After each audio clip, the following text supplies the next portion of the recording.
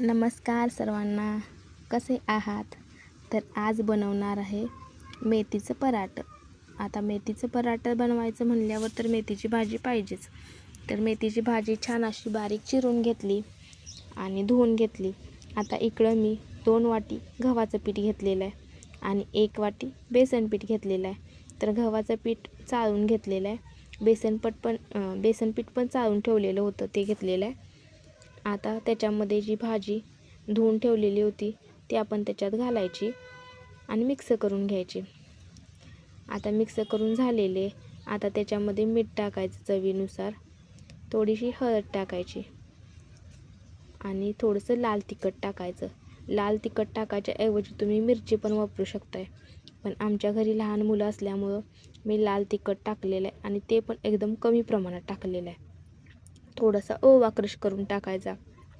2 चमचे पांढरे तीळ घेतलेले आहेत. आता इथं मी तेल गरम करून घेतलेलं आहे. आता हे सगळं एकजीव करून घ्यायचं, मिक्स करून घ्यायचं. तर मी चमचेच्या साहाय्याने एकजीव करून घेतलेलं आहे. तेल गरम असल्यामुळं मी चमचेच्या साहाय्याने घेतलेलं आहे आणि आता मी त्याच्यामध्ये थोडं थोडं पाणी करून पीठ मळून घेणार आहे. जास्त आपल्याला पातळ करायचं नाही आणि जास्त घट्टही करायचं नाही.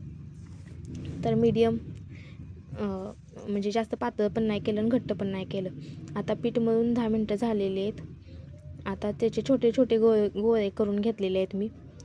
तर मी एकदम छोटे पराठं बनवणार आहे.